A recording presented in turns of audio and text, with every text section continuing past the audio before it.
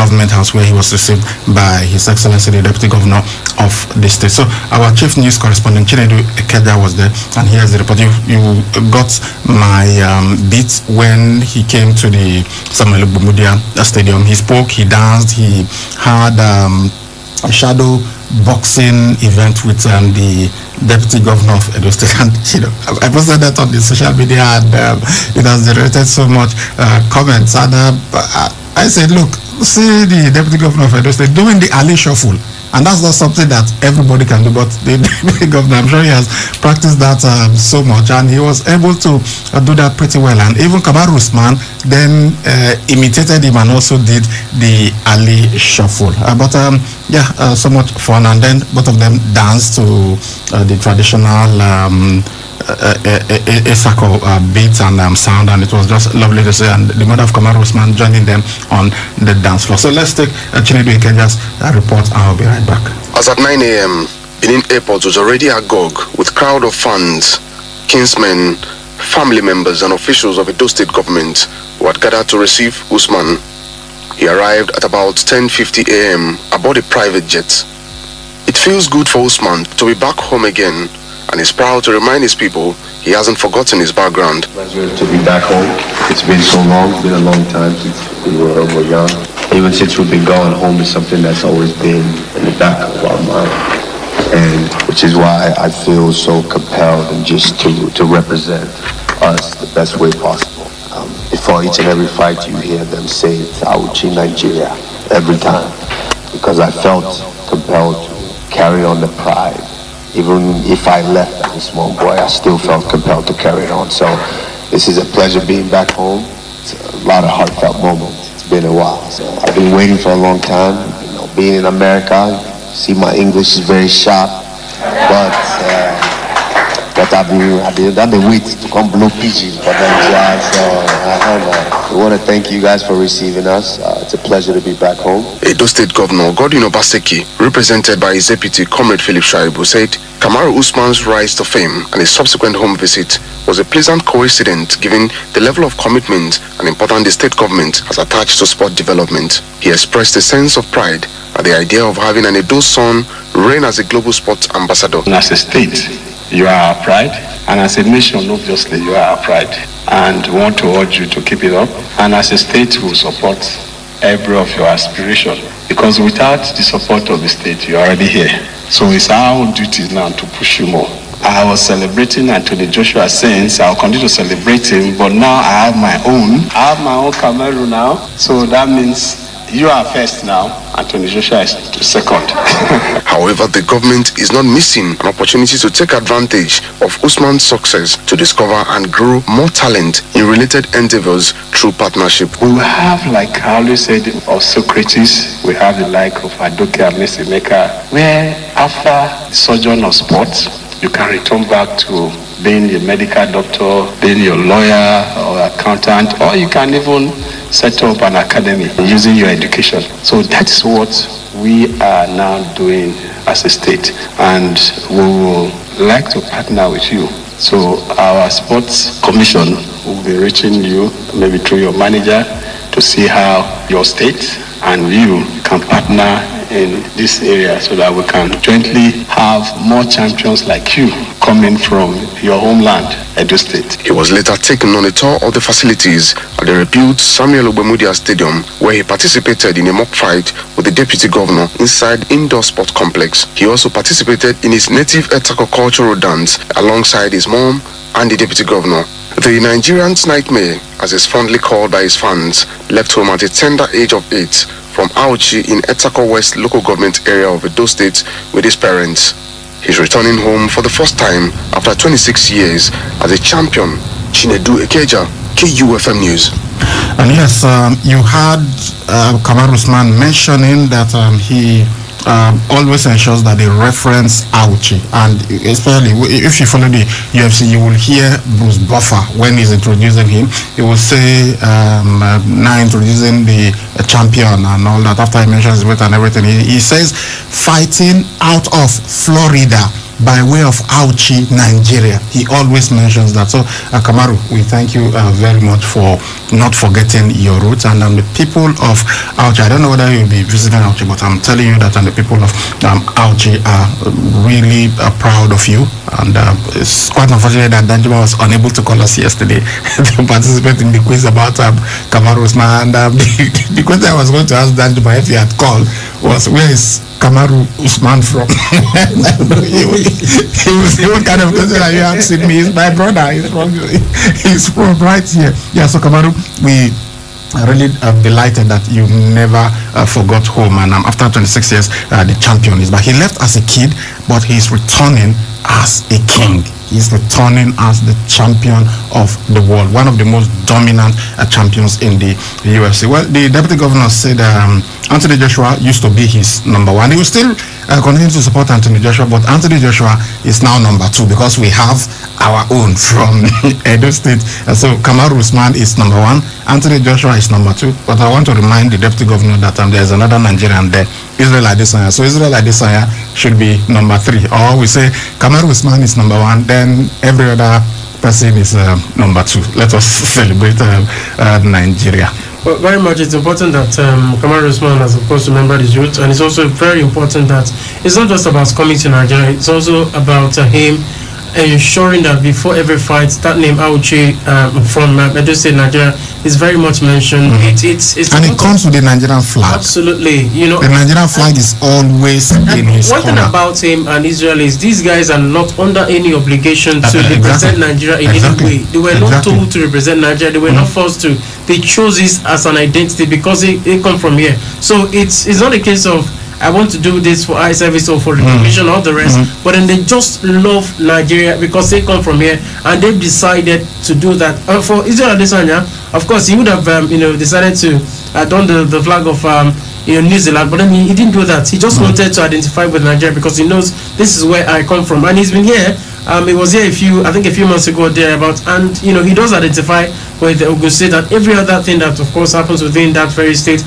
For Kamaru Usman, he's no different from Israel Adesanya, even though for Anthony Joshua it's a bit different for him. He has not married Nigeria. Rather, Anthony Joshua was born there. Yeah. Was born in Watford, so he is. Kamaru Usman was born here. Israel Adesanya was born here. Kamaru left when he was 8. Israel Adesanya, I think about when he was 10 or so. That's when they left. But for Anthony Joshua, he was actually born in the United Kingdom, and I will say he has done remarkably well. For somebody who wasn't even born here, he still identifies very much with Africa, very much with Nigeria. He has the tattoo of Africa and Nigeria is delineated in that map on his shoulder, and he has been to Nigeria several times. So I really commend those guys for recognizing the fact that they are first and foremost Nigerians. Well, Kamaru Usman is a patriotic man. We also like the fact that he has spoken about development of the mixed martial arts right here in Nigeria. Of course, he has said, okay, we'll start from Edo State. He spoke about that with the deputy governor yesterday, and also we also want to commend the Edo State government for, of course, rebuilding that very facility, the Samuel Bumudia Stadium. I mean, if you talk about development of sports in Nigeria, you have to talk about the equipment. You've got to talk about the stadiums first. Because if you have 200 talents, you ask yourself, where would they train? Exactly. Where would they ensure that their skills are enhanced, and then the rest. So it's good we already have a foundation, which is of course the facilities there. So what next has to be how to get the talents and then of course properly train them. So let's see what would of course happen. We hope that this is not the last time that Kamaru Usman will come to Nigeria. Hopefully in future we would of course love to see him again, so that we can have of course I believe he'll be coming home regularly now, because now he has a partnership with the Edo State government. And what you mentioned about the facility, that was the first thing he actually said, even when he spoke to us at the Samuel Bumudia Stadium yesterday, that look, from what I've seen, please, I know I'm not starting from scratch. The facilities are already there. So we now go to the next step, which will be to build the talent here already. Because if there was nothing, if the stadium was nothing to write home about, then you'll be thinking, okay, we've got some serious work to do. We've got to first talk about building the structures. Where are these guys going to go? Because the MMA, you need gyms, you need equipment, you need the punching bags and everything. You need treadmills. There's so many things that you need. they're already there at the Samuel Ogbomodia Stadium. He even went to the dressing rooms. They were followed him to the dressing room. He sat on the dressing rooms, on the seats in the dressing rooms. And I've heard that even some Super Eagles players, when they came and saw that, and they were like, "Look, we've not seen this anywhere in Africa for the dressing room to be this fine." And in every dressing room at the Samuel Ogbomodia Stadium, normally you have just two. There are 4 dressing rooms in the Samuel Ogbomodia Stadium, and you have TV sets in each of them. I'm not saying I was told. I've been there. I've actually even used that dressing room at the Samuel Ogbomodia Stadium. So one thing that surprised me was how they were able to manage this place, because I've been to the Samuel Ogbomodia Stadium. I was at the Samuel Ogbomodia Stadium several times before the refurbishment, and I was wondering, how did they get this way? Well, I didn't think that they had enough space there to do some of the things that they did. And you saw yesterday the indoor sports hall that we had that reception for Kamaru Usman. The deputy governor told him that this thing was not here before. It was built in 40 days, that particular structure. And that's a record for me. I mean, who does that in 40 days? And then when we went upstairs, that is the only, for now, the only kind of gymnasium that we have in Africa. It's the first in Nigeria, the first in Africa. I believe others will start copying that. Is a suspended gymnasium that they have over there. So it's just great. So we hope that with time, the deputy governor has said the Edo State Sports Commission will work with Kamaru Usman's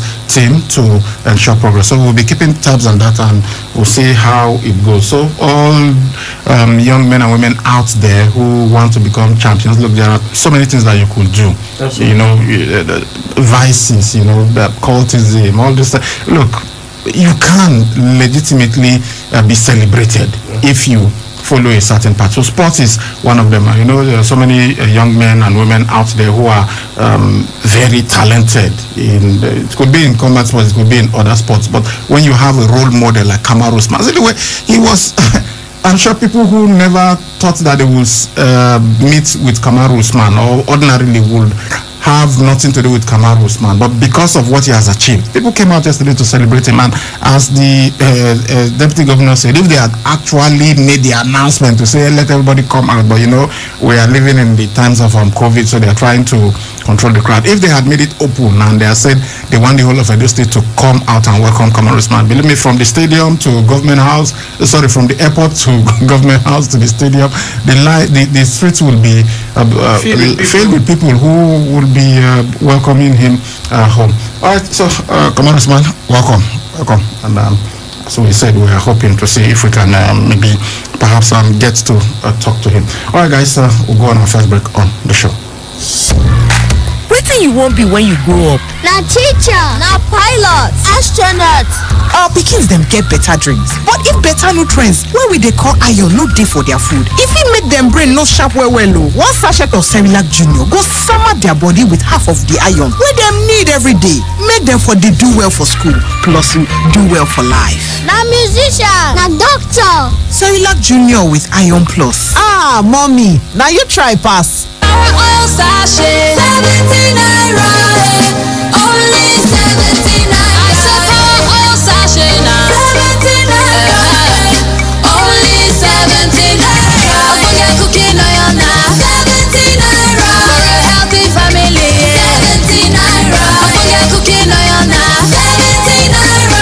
Power oil sachet, 70 naira. Power oil for a healthy family. Power oil. Tell the place and it brighten. Make everybody they wonder.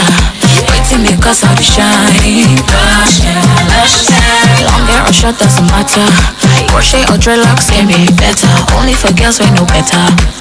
Lush hair, lush hair. So you want to slay? Slay with swag. Gotta be lush hair. Gotta be lush hair. Straight up curly. You know they tango. Lie. Gotta be lush hair. Gotta be lush hair. Wonder how I shine like this. I'm on a lush hair, be the coco. Say you want to know. And if you wanna be fine like me, I can show you where to go. A lush hair, be the how to make an impression.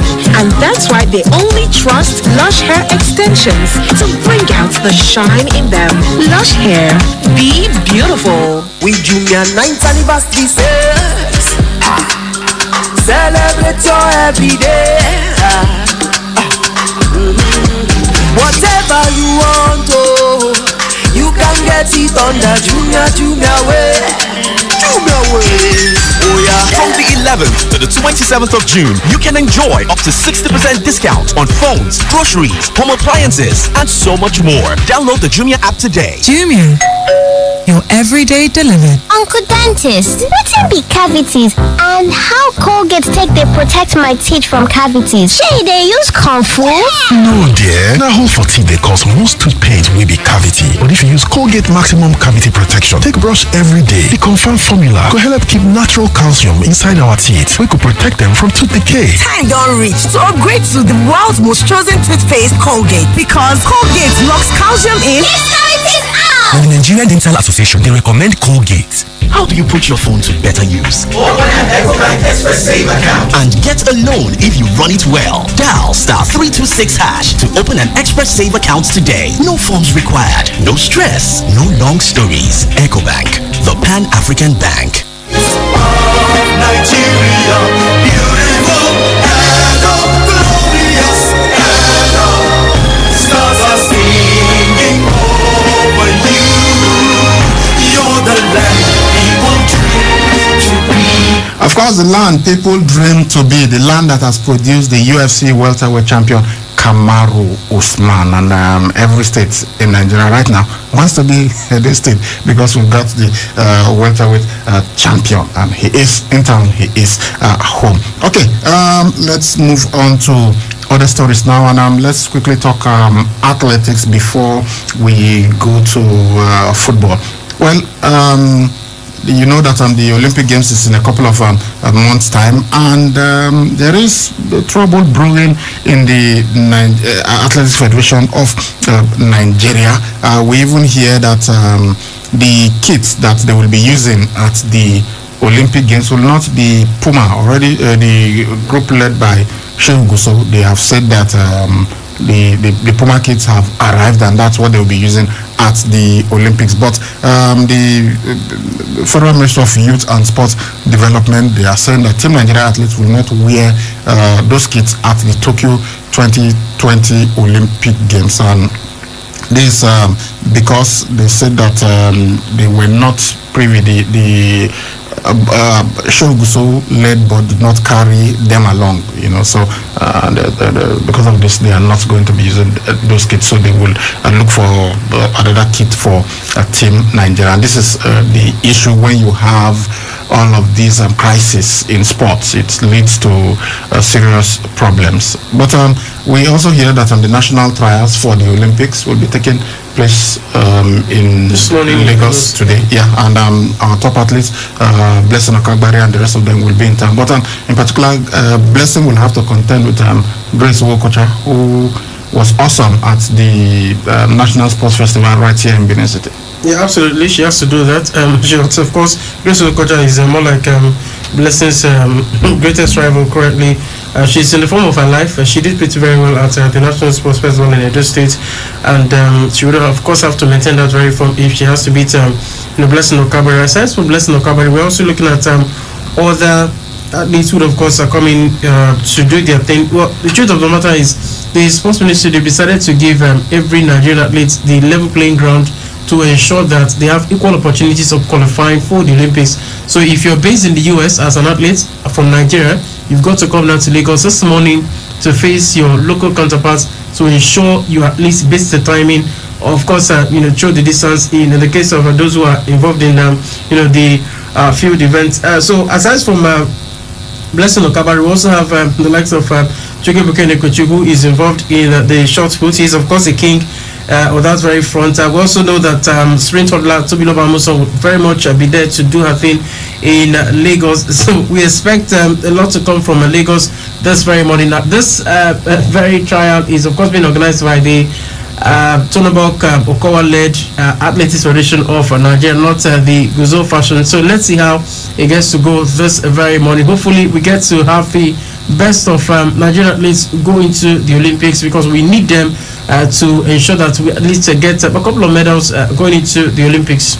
Okay, that's for athletics. Let's talk football now. And last night, the Super Falcons of Nigeria were in action against the United States of America, but it was the United States women's national team that won that encounter 2-0. Well, it was for me, it was more like it was a no contest in the first place. Remember yesterday on this very show, we said, of course, if you talk about Nigeria versus the USA, we've never beaten them for the Super Falcons, and I wasn't sure if we're going to do that, this morning. So I felt, okay, well, I don't think we will beat them, but then let's just give them the opportunity to see what they will do on the day. We lost 2 goals to nil. Christine Press put the U.S. national women's team ahead in the 47 minutes of this very game, and then, of course, we also saw Lynn Williams wrapping things up for the U.S. ladies in the 93rd minute of this very game. It was a slick victory for the U.S. women's national team. So for the Randy Waldom-led girls, they've got to live to fight another day, but this is supposed to be their final match of this very competition. So you can now see that in 3 matches, we did not win any. Rather, we, of course, lost to Jamaica 1-0. Played a 3-3 draw with Portugal, and of course now we have lost to the US 2-0. So we want to dominate the world.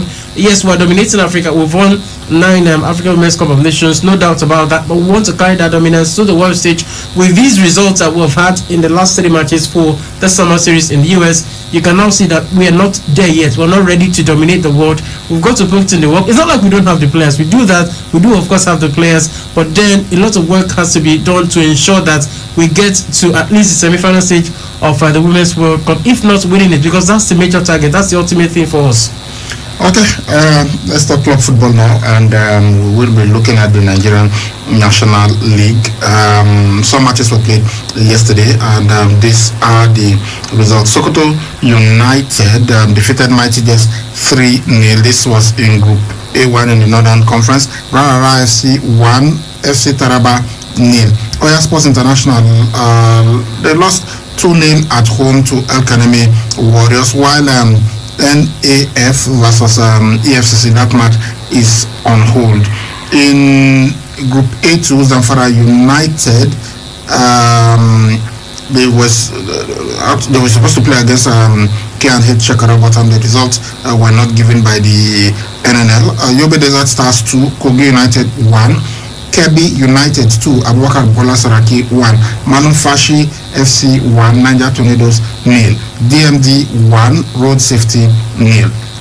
In the Southern Conference, in Group B1, Vandresa FC 2, Oshun United 0, Nnewe United 1, Ekiti United 0, FC Nilayo 2, Rovers FC 0, Delta Force 1, Giant Broilers 0. Dynamite Force, they lost 2-0 at home to Go Round FC, and then 3SC, they've been the form team in the whole of the NNL. They defeated Stars 3-0.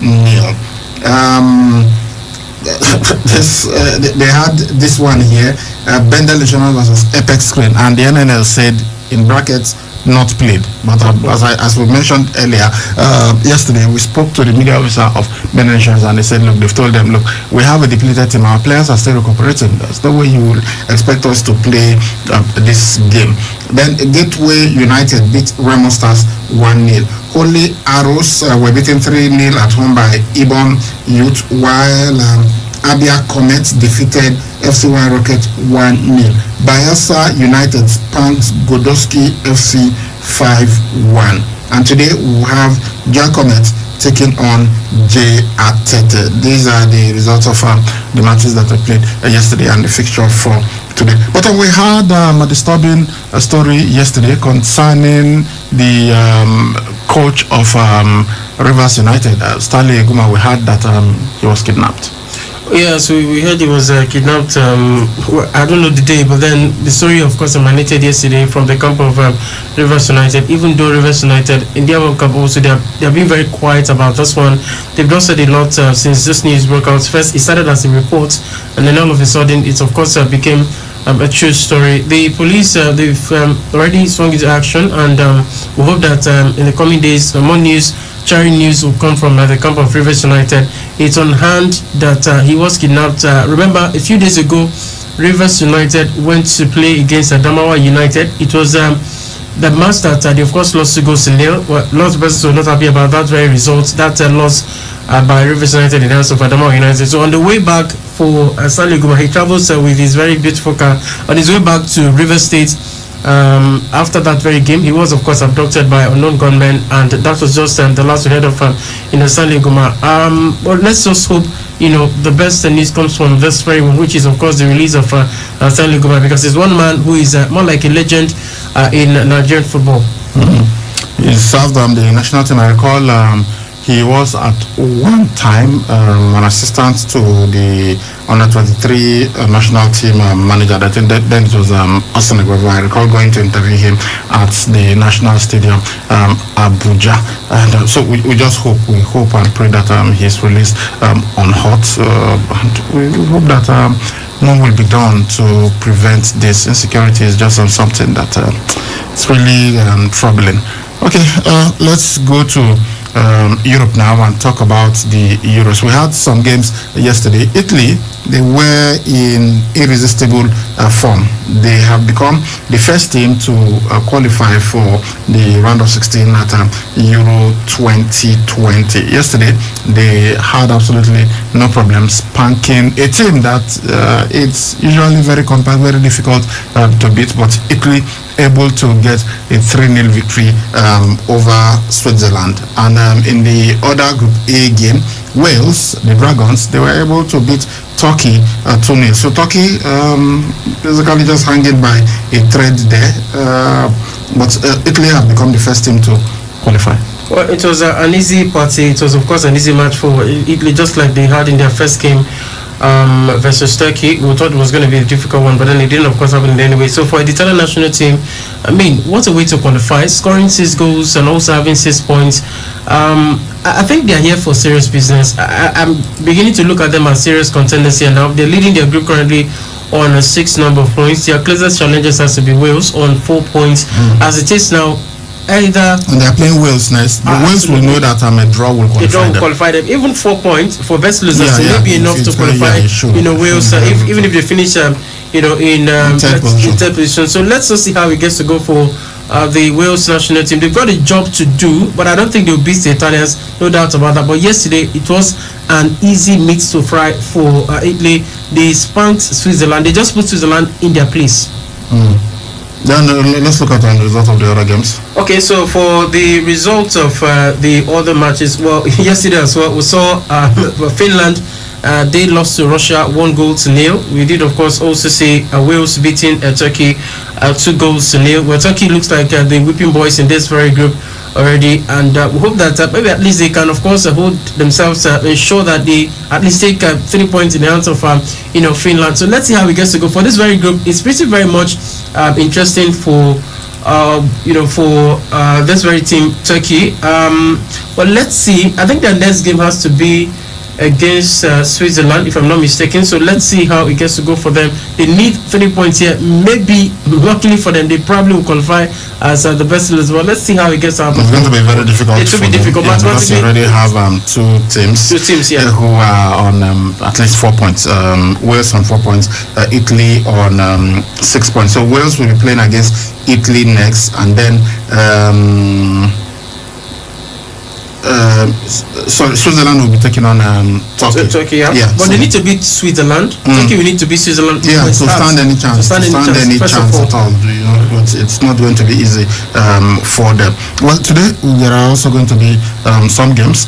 Belgium will be playing against Denmark, and then Ukraine will take on North Macedonia, while the Netherlands will play against Austria. But both Belgium and Denmark, they have agreed to do something special. They have agreed that in the 10th minutes, representing the jersey number of Christian Eriksen, they are going to suspend play, and then there's going to be an applause to mark what happened to Christian Eriksen, at least to thank God that Christian Eriksen is still with us. Well, Christian Eriksen is still recovering in hospital after he suffered that cardiac arrest in the stadium during Denmark's Euro 2020 loss to Finland in Copenhagen on Saturday. Well, the Danish fans are very much planning the applause as a show of support, and I like the fact that they are very much doing this. It's not just about them; it's also about the Belgium national team. We know that some players in the Belgium national team, they played with Christian Eriksen before. Currently, Lukaku, their striker, plays with Eriksen at Inter Milan. So even when he scored the first goal in their last game, he dedicated it to Christian Eriksen. So it's very good. I like this very one. When you see unity on the part of footballers, on the part of football fans, it makes a lot of sense. It of course leads to one thing, which is of course what we always want to say here, which is sports is about unity. It's a unifying factor. Whether you come from Denmark, whether you come from Belgium, the language has to be unity, of course, in terms of sports. So let's see. We want to see how beautiful this one is. Hopefully, in the next few hours, we'll get to see this wonderful thing coming from Belgium as well as Denmark.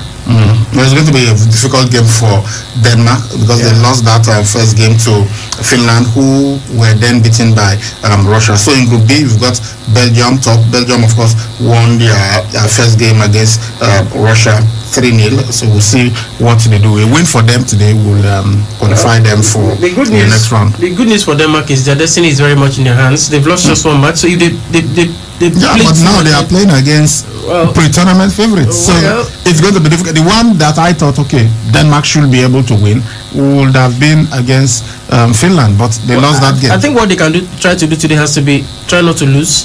To beat Belgium will be difficult, but then try not to lose if they can. So if they get a draw, then their next game they can get 3 points, and then hopefully it can happen for them. Depends on how many goals they score.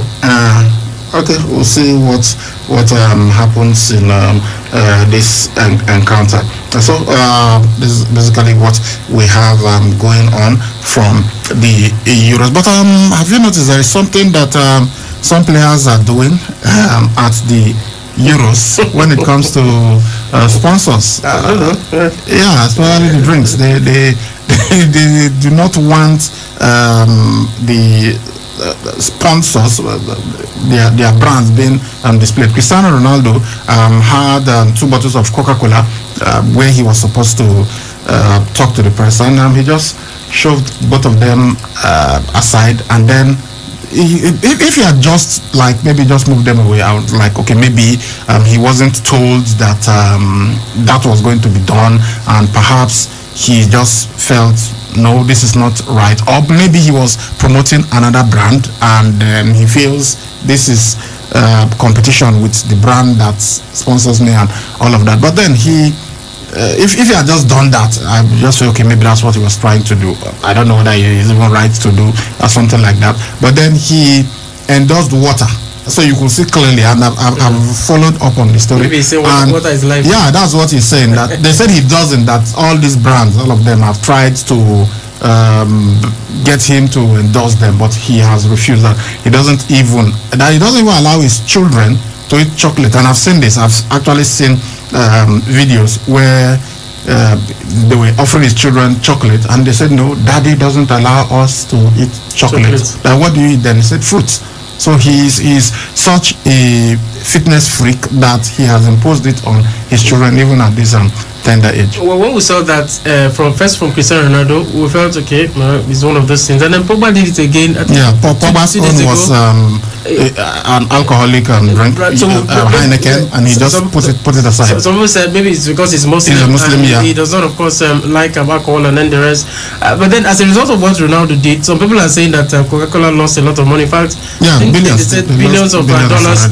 But Coca-Cola has released a statement. It's a small statement. They said that everyone has their brand, and they cannot, of course, force anybody to drink the Coca-Cola. If Ronaldo decides to, shove aside their brand, it's not a bad thing in any way. For them, they feel like, well, that's not the brand of Ronaldo. He wants something else. And then also on the part of UEFA, they've been very quiet about this. Yeah, but so that I believe that they should issue a statement, and because it's not any player. Where there will be a problem is if there is no player from a team coming to do the media obligation. They are not insisting that it must be the captain. Someone else can be delegated. So if Cristiano Ronaldo, for instance, doesn't like that particular brand, but because they are sponsors of the competition, they have a right for their brands to be displayed. Yeah. So why not bring somebody who will have no problems with that to be there when the interview is being conducted? The coach was there, his coach was there, and the coach had absolutely no problem with it.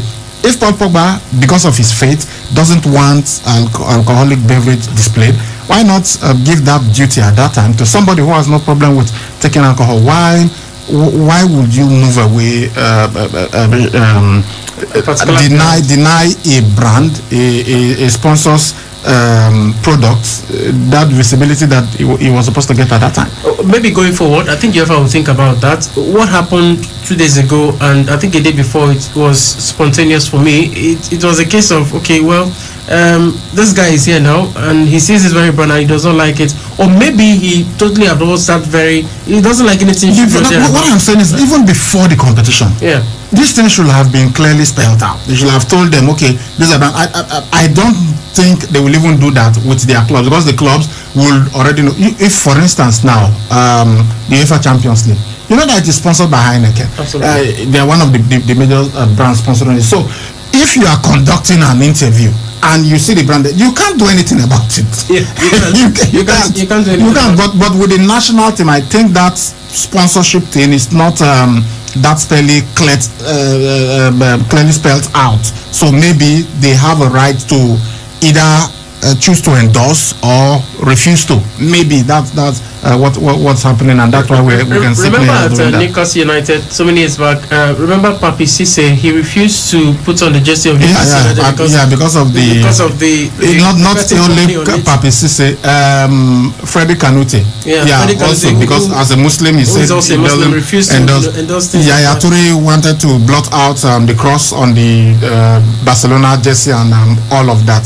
But with they spoke to them and eventually they had to, because this is the sponsor. There's nothing you can do if you don't want it. Maybe you should not even have signed to play for the club. So this thing should be clearly spelled out. They should be told. The players should be aware of these things. And we'll see how it goes. But that's something that we're beginning to see at the Euros. Players are shoving aside products of sponsors, but I said maybe they were not. Shouldn't become a norm.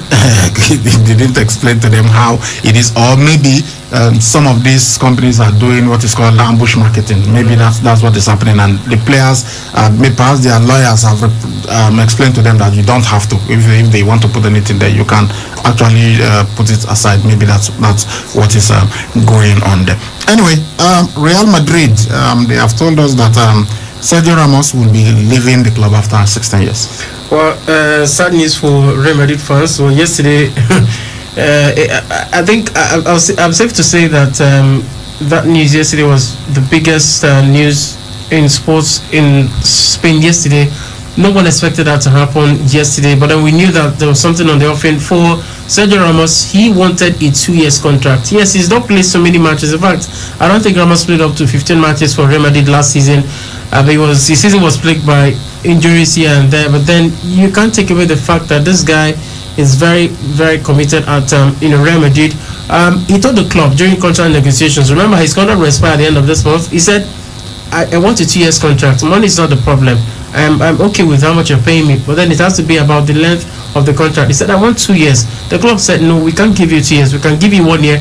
And it goes about telling the club that, I've done a lot for you guys.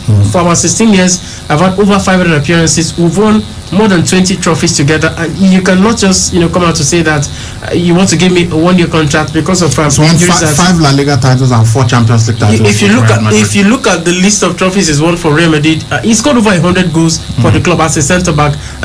What other way would you want to, more like say thank you to you for what you've done for this very football club? Remember, I saw a report yesterday that said that this very move was initiated by Florentino Perez, who is of course the president of Real Madrid, because the story had it that Perez does not like powerful players at Real Madrid. Remember the case of Cristiano Ronaldo a few years ago when he moved from Real Madrid to Juventus.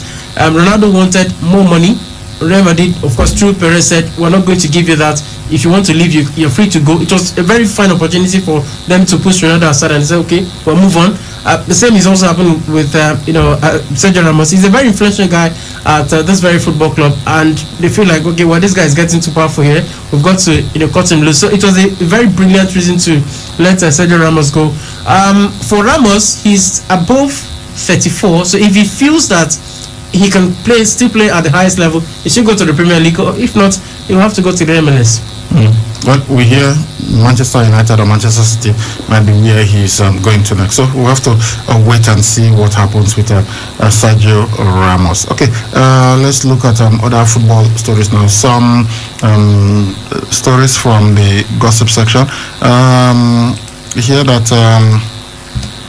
Brighton, they have rejected a £40 million bid from Arsenal from 23-year-old England defender Ben White. The centre-back made 36 Premier League appearances for Brighton last season, and he earned his first England call-up in May. So we'll see what happens if Arsenal would come with an improved bid, but their first bid has been rejected. But it's nothing. Many clubs have their first bids turned down.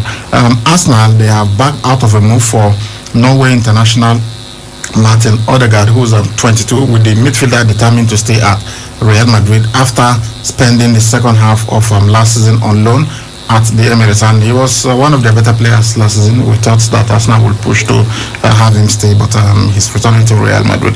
Leicester and England midfielder James Maddison has emerged as Arsenal's top transfer target this summer, but a bid of 70 million for the 24-year-old has been turned down by the Foxes. So 70 million for James Maddison, turned down. Come on, for goodness sake. For goodness sake. How much did they want? They should want 100 million. Okay. Then former Manchester United attacker Memphis Depay, who's 27 and is out of contract at Lyon. He looks set for a move to Barcelona with a reunion with his Dutch compatriot Ronald Koeman, who's the manager at Barcelona. Then France winger Kingsley Coman, who's 25, wants to move to the Premier League after he turned down a new contract at Bayern Munich. Then Napoli, they have made Chelsea's Italians left back Emerson Palmieri their leading target, but the clubs are both haggling over the 15 million euros evaluation of the 26-year-old. And Inter Milan, they are set to rival Everton in the race to sign Netherlands defender Denzel Dumfries, who is 25 from Paris Saint-Germain. So these are just some of the stories that are making the rounds. And then if you're a Manchester United fan, we also hear that their opening bid for fullback Kieran Trippier has been turned down by Atletico Madrid. So that's why I said, well, Arsenal is not the only club to have a bid turned down. Most times, first bid, they turn it down, except if it meets the valuation of the parent club. La Liga champion, they want close to 35 million for the 30-year-old English defender. Then Chelsea have offered 60 million euros plus Marcos Alonso for Inter Milan's Moroccan fullback Ashraf Hakimi, who's 22 and is also wanted by Paris Saint-Germain. Remember that earlier they matched the bid of Paris Saint-Germain. That was 56.1 million, but Paris Saint-Germain are holding out. Paris Saint-Germain, Inter Milan are holding out for about 68 million pounds. So now they have said, okay, have 51.5 million pounds, and then also Marcos Alonso. We'll see if Inter Milan will accept this deal. Alright guys, that's the much we'll take on the transfer stories. Let's go to the text messages now. Alright, just a few of them here. This one says, good morning, you celebrate Kamara Usman. Welcome to the States, Nigeria, from Minister Nusa in Benin City. Okay, let's see if this one is the final one. It says, good morning, men of sports. How many years has Sergio Ramos spent at Real Madrid, battle from Abasabamba Road? Well, he has spent 16 years at Real Madrid. He joined them in 2005. It was, of course, a record deal for a Spanish centre-back from Sevilla. Okay, so he has spent 16 years at Real Madrid. Well, he's won so many trophies there now. So, okay, well, a message just came in now. This one says, good morning, Mr. Ibrahim and CJ. Better luck next time for the Super Falcons. Okay, Ibrahim, do you know that, okay, Alright, it says AEW has acquired Andrade. Why is WWE letting these great wrestlers go?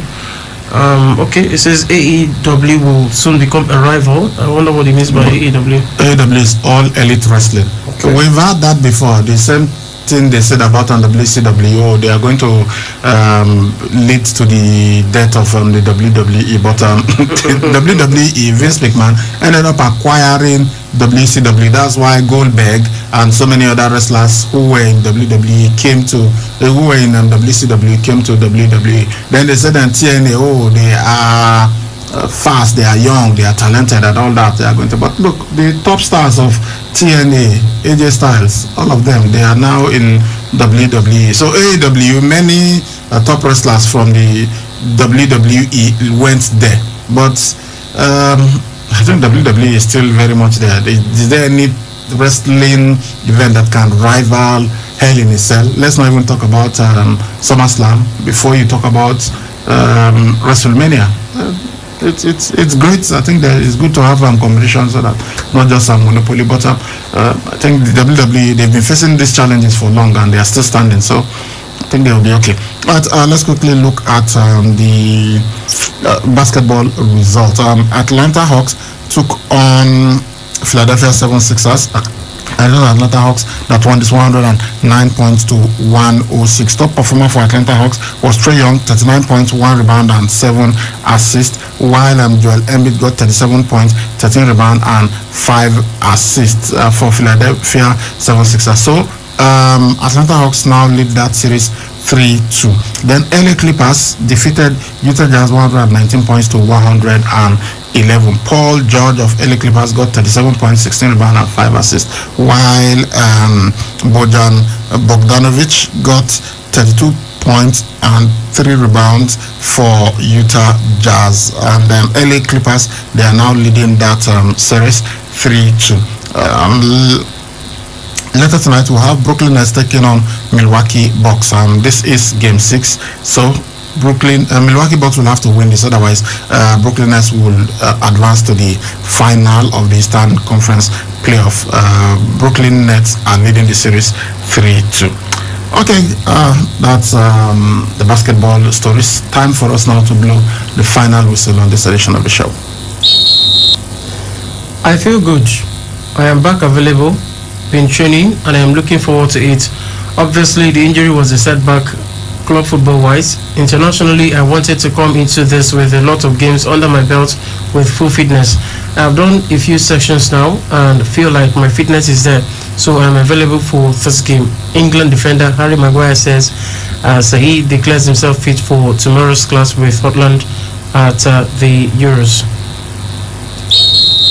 Okay, and that's the final whistle on Sports Fiesta this morning. We'll see you at 4 p.m. on the fresh edition of the show. My name is Sali Ibrahim. They call me the Sports Ibracadabra. I've been doing this with CJ the Maestro. Please stay tuned. KU News Update is at 9 a.m. Bye-bye. The glory of the new Lego nation will forever be our pride. Beautiful Edo, glorious Edo, you're the heartbeats of Nigeria. Beautiful Edo, glorious Edo, stars are singing over you.